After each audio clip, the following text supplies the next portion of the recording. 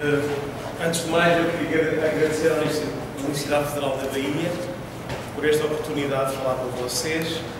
Desculpe, eu esqueci uma coisa que é muito importante. Eu vim aqui, essas coisas foram feitas um pouco à base. A amizade é uma coisa muito importante.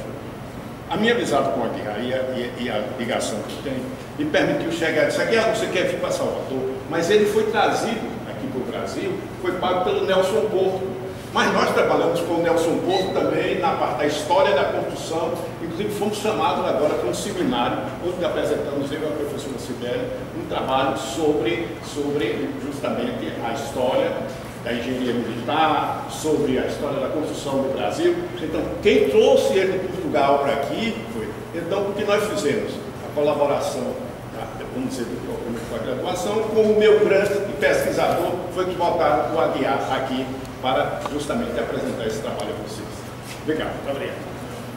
Eu queria dizer que não é bem verdade. O que me trouxe aqui foi uma falha fundamental na minha cultura, que era não conhecer Salvador. Portanto, eu diria até que vim trazido pelo Nelson para vir a Salvador, que eu não conhecia. E também pela amizade de há muitos anos, já de décadas, uma grande admiração que nós temos pelo trabalho do professor Mário Mendonça, há muito tempo, há 20 anos quase que colaboramos, e portanto eu não podia perder esta oportunidade. Portanto, fica aqui o meu agradecimento à Universidade da Bahia, ao programa de pós-graduação, enfim, aos colegas que me diram isto, sobretudo ao professor Mário Mendonça. Evidentemente o Nelson foi o pretexto possível para eu poder vir a Salvador. Evidentemente não conheço, mas já sei que tenho um programa muito carregado nos próximos dias e eu não quero perder um segundo.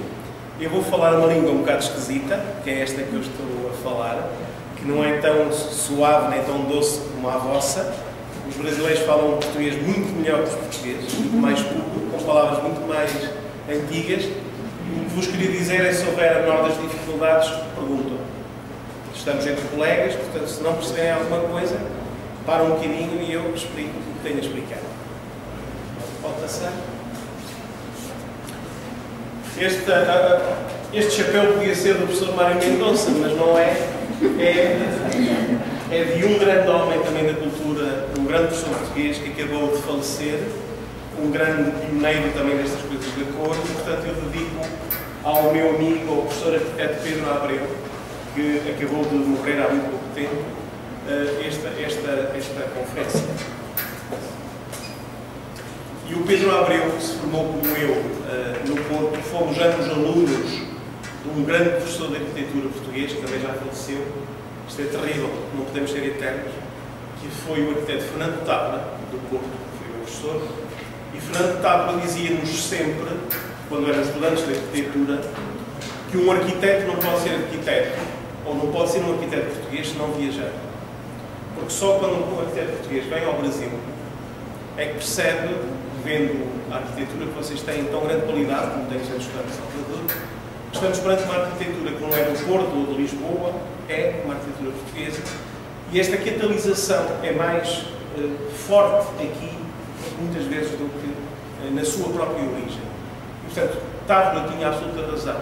Eu, aos meus alunos, a primeira coisa que eu lhes faço é solicitar que viajem, porque eu penso que é impossível um arquiteto poder ser arquiteto com A grande, se não conhecer as 3 partes do mundo, ou as 4 ou 5 partes do mundo, e alimentar a sua cultura científica, disciplinar, artística, com esta necessidade imperiosa de conhecer outros países.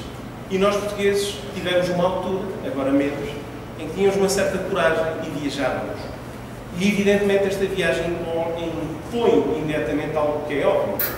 Quando nós partimos e se viajamos, quando voltamos já não somos os mesmos. A viagem impõe o torna viagem.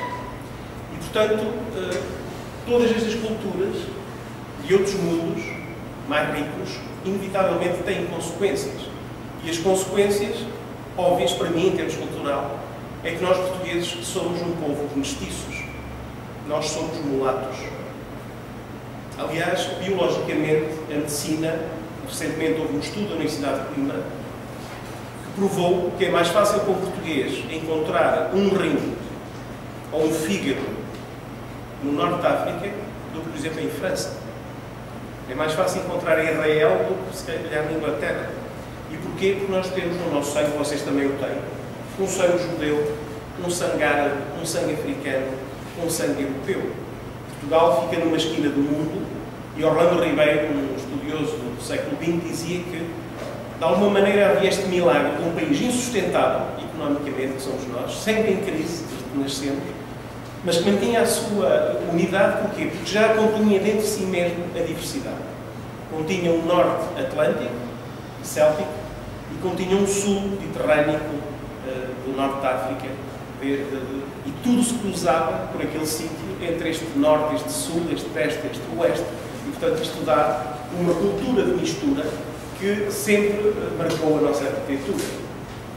Passa, por favor. Passa, por favor.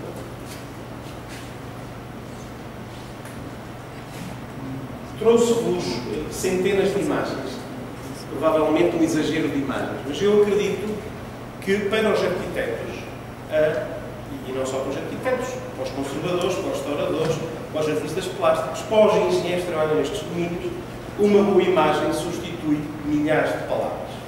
Portanto, a minha falha nas palavras que seja compensada pelos exemplos que vos trago, um pouco exagerados, mas nos últimos anos temos-nos dedicado a estudar um pouco esta outra cultura. Existe a ideia profundamente errada que a cultura portuguesa, a arquitetura portuguesa, é uma arquitetura que nós costumamos dizer pobre, mas honrada, toda muito branquinha, e queria-vos provar que não é bem assim. Queria-vos provar que quem descobriu o tropicalismo, quem descobriu a Ásia, quem descobriu a África, não pode ser branco, tem de ser infectado por ter esta cultura tropical que o Brasil tão bem esclarece a quem visita, e, portanto, evidentemente, nós não poderíamos corresponder àquele padrão pobre, mas honrado, um bocadinho fechado dentro de si mesmo, que ainda hoje os brasileiros têm, ou pensam que é a realidade portuguesa. Aliás, há 2 ou 3 anos atrás, quando visitei aqui esta região, não Salvador, mas Vitória, para fazer uma conferência semelhante como esta, alguém escreveu, antes da conferência, que era sobre as cores, não sei quem, mas eu gostava de conhecer, escreveu em letras garrafais: quem quer branco, quer todas as cores. Eu achei isto verdadeiramente genial, porque, de facto, o branco, até em termos físicos, é a existência de todas as cores.